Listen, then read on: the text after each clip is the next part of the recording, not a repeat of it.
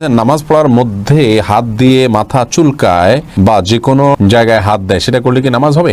Basin এর উপরে পা তুলে উজু করা যাবে কিনা? পাকা চুল তোলা যাবে কিনা? নামাজের বিছানা পা দিয়ে ঠিক করা যাবে কিনা? বিছানা যায় নামাজ বিছিয়ে নামাজ পড়া যাবে কিনা? গর্ভের বাচ্চা নষ্ট হলে কতদিন পর নামাজ পড়া যাবে? মেয়েরা হিজাবের উপর সেজদা করলে তা হয় না, এ বিষয়ে আমাকে একটু জানালে উপকৃত হতাম। দেনমোহর আদায় করার আগে স্ত্রী মারা গেলে দেনমোহর কিভাবে আদায় করব? সংসার বাঁচানোর জন্য এবং মায়ের সম্মান রক্ষার জন্য স্বামীর কাছে মিথ্যা কথা বলা যাবে কিনা? বাসায় সালাত আদায় করার সময় আমার পোষা বিড়াল সামনে এসে বসে থাকে, এতে সালাত হবে কিনা? হায়েজ অবস্থায় কি রাতে সিজদা করা যাবে? আর এই অবস্থায় কি কি আমল করা যায়? আমি বাইরে থাকি, আমি যদি আমার বইয়ের গোপন ছবি মোবাইলে রেখে পরে দেখি, আমার কি গুনাহ হবে? কাজী ছাড়া দুজন কালিমা পড়ে বিয়ে করে বিবাহ হবে কিনা? অন্তরে কুচিন্তা আসে এবং আমলের ইয়া আসে, আমাকে পরামর্শ দেন প্লিজ। মেয়েরা ফর্সা হওয়ার জন্য কোনো ক্রিম নিতে পারবে কিনা? প্রিয় দর্শক, আপনাদের যে সমস্ত প্রশ্ন ইতিমধ্যে আমাদের কাছে চলে এসেছে, আমরা সেই সমস্ত প্রশ্ন উত্তর দেওয়া শুরু করছি ইনশাআল্লাহ। জান্নাতুল নাইম জানতে চেয়েছেন, হায়েজ অবস্থায় কি রাতে সিজদা করা যাবে? আর এই অবস্থায় কি কি আমল করা যায়? মাসিক অবস্থায় মেয়েরা সিজদা দিবেন না, ৫ ওয়াক্ত নামাজ পড়বেন না, বা কোনো নামাজ পড়বেন না, কোরআন স্পর্শ করবেন না এবং তওয়াফ করবেন না, এছাড়া রোজা রাখবেন না, স্বামী সহবাস করবেন না, এছাড়া যে কোনো কাজ তারা করছেন, দোয়া দুরুদ ইস্তেগফার, আল্লাহর কাছে প্রার্থনা, ইসলামী বই পুস্তক পড়ায় সব কাজগুলো তারা করতে পারবেন, কোনো সমস্যা নেই। আল মুজাহিদ জানতে চেয়েছেন, বাসায় সালাত আদায় করার সময় আমার পোষা বিড়াল সামনে এসে বসে থাকে, এতে সালাত হবে কিনা? জি আল মুজাহিদ ভাই, কোনো অসুবিধা নেই, পোষা বিড়াল যদি সামনে এসে বসে থাকে আপনার সালাত আদায় হয়ে যাবে।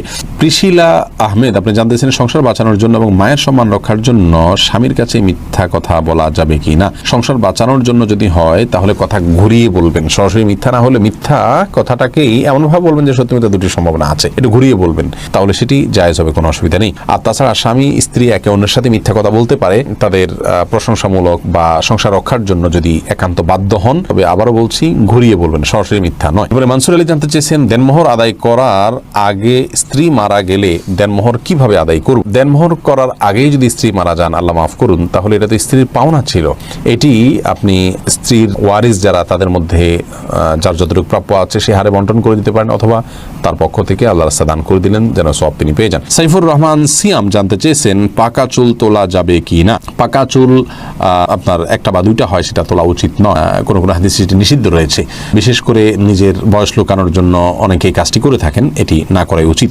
নীলুফার ইয়াসমিন মাইশা আপনি জানতে চেয়েছেন, সম্প্রতি একটা মাদ্রাসায় পড়া বোনের কাছ থেকে শুনেছি মেয়েরা হিজাবের উপর সেজদা করলে তা হয় না, এ বিষয়ে আমাকে একটু জানালে উপকৃত হতাম। বোন, এটি ভুল কথা, যদি কেউ বলে থাকেন যে হিজাবের উপর সিজদা করলে সিজদা হবে না, কপালের উপরে হিজাব থাকলে সেখানে সিজদা করলে সিজদা আদায় হবে, কোনো অসুবিধা নেই, কোথাও নিষেধ নেই করা দিয়েছে যে কপালের উপরে কাপড় থাকলে সিজদা হবে না। তবে মুখমণ্ডল ঢেকে সিজদা করা উচিত নয় সাধারণ অবস্থায়, যেখানে অন্য কোনো পরপুরুষ নেই সেখানে আপনি মুখমণ্ডল না ঢেকে ওটা খুলে সিজদা করতে হবে। হাদিস স্পষ্টভাবে মুখমণ্ডল ঢেকে সিজদা করার পর নিষেধাজ্ঞা রয়েছে। আব্দুল মান্নান জানতে চেয়েছেন, আমি বাইরে থাকি, আমি যদি আমার বইয়ের গোপন ছবি মোবাইলে রেখে পরে দেখি, আমার কি গুনাহ হবে? না ভাই, আপনার স্ত্রীর একান্তের বা আপনার একান্ত মুহূর্তের ছবি বা যে কোনো ধরনের ছবি ভিডিও আপনার কাছে থাকলে সেটা আপনি দেখতে পারেন গোপনে, কোনো অসুবিধা নেই, এতে আপনার কোনো গুনাহ হবে না। তবে মনে রাখতে হবে যে এতে তার প্রাইভেসি যাতে লঙ্ঘন না হয়, অর্থাৎ অন্য কারোর নাগালে যেন এটি চলে না যায়, সেজন্য প্রোফাইল লক দিয়ে বা বিভিন্নভাবে সেটিকে আপনার নিরাপদে সংরক্ষণ করতে হবে, আপনি দেখতে পারেন, কোনো অসুবিধা নেই। এরপরে এমডি আমিরুল ইসলাম জানতে চেয়েছেন, কাজী ছাড়া দুজন যদি কালিমা পড়ে বিয়ে করে বিবাহ হবে কিনা? দুজন যদি একজন প্রস্তাব করেন আর একজন প্রস্তাব গ্রহণ করেন এবং দুজন সাক্ষী উপস্থিত থাকে, মহানা নির্ধারণ করা থাকে, অভিভাবকদের সম্মতি থাকে, কোনো অসুবিধা নেই, বিয়ে হয়ে যাবে। যদিও ছেলেদের, প্রাপ্তবয়স্ক ছেলের জন্য অভিভাবকের সম্মতি কারোর মতো শর্ত নয়, প্রাপ্তবয়স্ক মেয়েদের ব্যাপারে অভিভাবকের সম্মতিকে শর্ত করেছেন অনেক ওলামা ইকরাম, যদিও ইমাম আবু হানিফার মাযহাব অনুযায়ী সেটি শর্ত নয়। তো বিবাহের মৌলিক শর্ত হলো তাদের উভয়ের প্রস্তাব এবং সম্মতি, দুজন সাক্ষী শুনবেন, পুরুষ সাক্ষী শুনবেন এবং মহানা নির্ধারণ করবে, সেগুলো থাকলে বিয়ে হয়ে যাবে। কাজী এটা বিয়ের জন্য আবশ্যক নয়, কাজী ছাড়াও বিয়ে হতে পারে। আব্দুল্লাহ আল মামুন জানতে চেয়েছেন, অন্তরে কুচিন্তা আসে এবং আমলের ইয়া আসে, আমাকে পরামর্শ দেন প্লিজ। কুচিন্তা এবং খারাপ চিন্তা ভাবনা এগুলো দূর করার জন্য বেশ কয়েকটি ভিডিও আমাদের আছে, সেগুলো দেখে নেবেন ইনশাআল্লাহ। আপনি বাজে কোনো চিন্তা আসলে বাম দিকে থুতু ফেলে 3 বার আমানতু বিল্লাহি ওয়া রাসূলিহি এটা পড়বেন। সেই সাথে আল্লাহ তাআলার কাছে দোয়া করবেন, পানাহ চাইবেন, আল্লাহুম্মা জাআল ওয়াসাওয়িসা কলবি খাশিয়াতাক, আল্লাহ আমার অন্তরের কুমন্ত্রণাগুলোকে আপনার ভয় দিয়ে আপনি পরিবর্তন করে দিন। এভাবে আল্লাহর কাছে দোয়া করতে পারেন, নিজের ভাষায় আপনি বলতে পারেন। সেই সাথে আপনার আল্লাহকে নিয়ে যদি বাজে আসে তার জন্য আলাদা কিছু পরামর্শ আছে, আমাদের ভিডিওতে দেখে নেবেন। রিয়া আসলে সমস্ত আমলকে লুকিয়ে করার চেষ্টা করবেন, এই প্রবণতা আপনার মধ্যে থাকলে এবং এই কসরত আপনি কিছুদিন করলে ইনশাআল্লাহ রিয়া দূর হয়ে যাবে। রেবা তরফদার আপনি জানতে চেয়েছেন, কুড়িয়ে পাওয়া নবজাতক শিশু নিজ সন্তানের মতো প্রতিপালনের ক্ষেত্রে তার পিতামাতার নাম কি নিজেদেরটাই ব্যবহার করতে পারবো, নইলে তার স্কুলে ভর্তি আইডি বিভিন্ন ক্ষেত্রে সমস্যা দেখা দিবে, সমাজে সে তো প্রতিটি ক্ষেত্রে হেয় প্রতিপন্ন হবে। খুব চিন্তা আছি, আশা করি সঠিক নির্দেশনা পাবো। বোন রাবেয়া যদি কুড়িয়ে পাওয়া হয় এবং তার বাবা মাকে কোনোভাবেই খুঁজে বের করা না হয়, আজকাল ডিএনএ বিভিন্নভাবে হয়তো খুঁজে পাওয়ার স্কোপ থাকতে পারে, যদি থাকে তাহলে সে চেষ্টা করতে হবে। যদি কোনোভাবে তার বাবা মা খুঁজে পাওয়া না যায় তাহলে সেক্ষেত্রে আপনার ওই শিশুকে যারা লালন পালন করছেন তার জীবনের তার লাইফ যাতে সহজভাবে চলতে পারে সেটার সুবিধার্থে তাদের বাবা মা ঘরে তাদের নাম তারা উল্লেখ করতে পারেন, অসুবিধা নেই। লালন পালনকারী ব্যক্তিকে বাবা মার ঘরে নাম উল্লেখ করলেও প্রকৃত ঘটনাকে তারা লুকানোর চেষ্টা করবেন না, সেটি যেন সবাই জানে, সন্তান জানে যে তার বাবা মা ভিন্ন কেউ। বাকি তার সুবিধার দিকে লক্ষ্য করে রূপক অর্থে নিজেদেরকে বাবা মা হিসেবে পেশ করতে পারেন। অথবা আপনি নামাজ আছেন বুঝতে না পারে, এরকম যদি হয় তাহলে এটাকে আমলে কাসির বলা হয়। এরকম আমলে কাসির করলে নামাজ হবে না।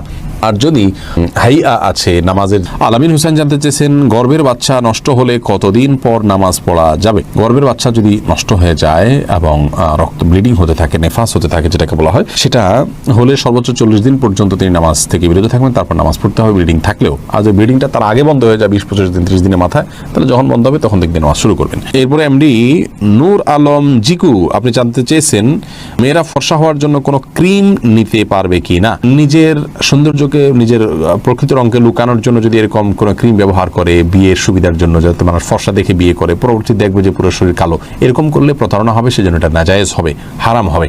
আর এমনিতে নিজের রূপচর্চার অংশ হিসাবে যদি তিনি করেন, এখানে কাউকে প্রতারণা করার কোনো স্কোপই নেই। ধরুন বিয়ে হয়ে গেছে কথার কথা, অথবা বিয়ের এখনো আলোচনাই নেই, তো এই জায়গা থেকে জাস্ট নিজেকে সুন্দর হিসাবে প্রকাশ করার জন্য করছেন, তাহলে সেক্ষেত্রে এটা করতে পারেন। আর যদি এখানে ব্যাপক পরিবর্তন হয়, অর্থাৎ গোটা রংটাই টোটাল চেঞ্জ হয়ে যায়, তাহলে সেটা জায়েজ নাই, কারণ লা তাবদিলা লিখালকিল্লাহ, আল্লাহর সৃষ্টিতে পরিবর্তন করা জায়েজ নাই। আলেয়া খানম জানতে চেয়েছেন, বিছানা জায়নামাজ বিছিয়ে নামাজ পড়া যাবে কিনা? বিছানা জায়নামাজ বিছিয়ে নামাজ পড়া যাবে, কোনো অসুবিধা নেই। যারা জানতে চেয়েছেন, বেসিংয়ের উপরে পা তুলে উজু করা যাবে কিনা? হ্যাঁ বোন, বেসিংয়ের উপরে পা তুলে আপনি উজু করতে পারেন, কোনো অসুবিধা নেই, যদি আপনি পড়ে যাওয়ার রিস্ক না থাকে বা নিচে পানি পড়ে অন্যদের পরিবেশ নষ্ট না হয় বা সেটা মুছে দিয়ে আপনি করতে পারেন, তাহলে করতে পারেন, কোনো অসুবিধা নেই। তবে পাবলিক প্লেসে এরকমটি না করা উচিত যদি বিকল্প কোনো ব্যবস্থা থাকে, কারণ সেটি দৃষ্টিকটু এবং অনেক সময় সতর লঙ্ঘন হতে পারে বা দেখতে খারাপ দেখা যেতে পারে, অন্যের অধিকার ব্যাপারটা সেখানে থাকে, তো সেই জন্য এমনটি না করা উচিত পাবলিক প্লেসে। তাসলিমা আক্তার জানতেছেন, নামাজের বিছানা পা দিয়ে ঠিক করা যাবে কি না? নামাজের বিছানা পা দিয়ে ঠিক করতে কোনো অসুবিধা নেই। তাহিদুল ইসলাম পলাশ জানতে চেয়েছেন, নামাজ পড়ার মধ্যে হাত দিয়ে মাথা চুলকায় বা যে কোনো জায়গায় হাত দেয়, সেটা করলে কি নামাজ হবে? হালকা যদি চুলকায় নামাজ হয়ে যাবে, কোনো অসুবিধা নেই, বা হালকা একটু হাত দিলে সমস্যা নেই। কিন্তু এত বেশি চুলকালো, ধরুন 2 হাত ছেড়ে দিয়ে আপনি খুব আরামসে এমনভাবে চুলকালেন যে একজন সাধারণ মানুষ বাহির থেকে আপনাকে দেখে আপনি কি নামাজে আছেন কিনা সেটা নিয়ে তার সন্দেহ হয়। রূপ আছে, আপনি সেরকম ইয়ের মধ্যেই আছেন, নামাজের অবস্থার মধ্যেই আপনি আছেন, বোঝা যায় যে আপনি নামাজে আছেন, সে অবস্থা বজায় রেখে ধরুন হাতে একটা বাঁধা আছে আর একটা দিয়ে হালকা একটু চুলকালেন, মানুষ দেখলে বুঝতে পারতেছে যে আপনি নামাজে আছেন, আপনার ভাবভঙ্গি বাঁধা এটা বোঝা যাচ্ছে। এরকম যদি হয় তাহলে এটুকু চুলকালে কোনো অসুবিধা হবে না, জায়েজ হবে।